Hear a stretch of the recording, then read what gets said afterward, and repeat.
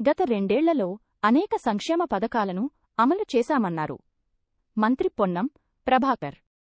పథకాలను ఇంటి ఇంటికి తీసుకెళ్లాల్సిన బాధ్యత కార్యకర్తలదే అని పేర్కొన్నారు. ఆశావహులు వాడవాడ తిరుగుతూ ప్రజాపాలన ప్రభుత్వం విజయాలను చెప్పాలని సూచించారు.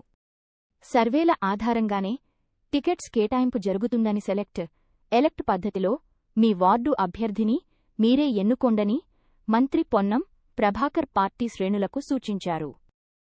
ఉద్యోగాల్ని మనం అందరం కూడా మన ప్రభుత్వం యొక్క నాయకుడు రేవంత్ రెడ్డి గారి నాయకత్వం మనం ఇచ్చుకోగలిగినాం. రేషన్ కార్డు కావచ్చు, ఇతర బిల్లు కావచ్చు, సన్న బియ్యం కావచ్చు, వడ్డీ రుణాలు కావచ్చు, ఉద్యోగాలు కావచ్చు, ఇలా అనేక రకాల కార్యక్రమాలు జరిగే సందర్భంలో దయచేసి ప్రతి ఇంటికి ఈ కార్యక్రమాలు చేరవేసే విధంగా అందరూ కలిసి ఆస్పిరెంట్స్ అంతా కలిసి తిరిగి ముందు ఆశావాదులంతా వాటిలో తిరిగి కాంగ్రెస్ పట్టు బలోపేతం చేయండి.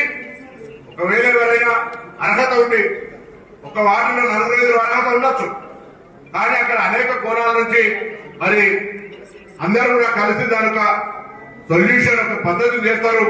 ఆ పద్ధతి పరిశీలన చేయాలని మనందరికీ పెద్దగా విశేష అనుభవం ఉన్న తుమ్మల నాగేశ్వరరావు కరీంనగర్ లోక్సభ ఇన్ఛార్జ్ తప్పకుండా అందరికీ న్యాయం చేసే విధంగా ఎటువంటి వివక్ష, ఎటువంటి ఎవరి మీద ఇంకొక ఆలోచన ఉన్నది మన కార్యకర్తల కుటుంబం కాబట్టి తప్పకుండా ఉన్నటువంటి 66 సీట్లలో మంచి వాళ్ళకి మనమే సజెషన్ చేసుకొని ఎలెక్ట్ అని మీకు మీరే వార్డుల్లో పలానా అయితే మంచి ఉంటుందని మీరే ఆస్పిరెంట్స్ అంతా కూర్చొని ఎవరినెవరు మనం ఇంకో పదవి గట్రా ఎంపిక చేసుకుని పార్టీని సులభం చేస్తే మన అందరికీ పొద్దున కాంగ్రెస్ కార్పొరేషన్ ను ఈ కరీంనగర్ కార్పొరేషన్ కాంగ్రెస్ కైవసం చేసుకుంటాం వచ్చేది.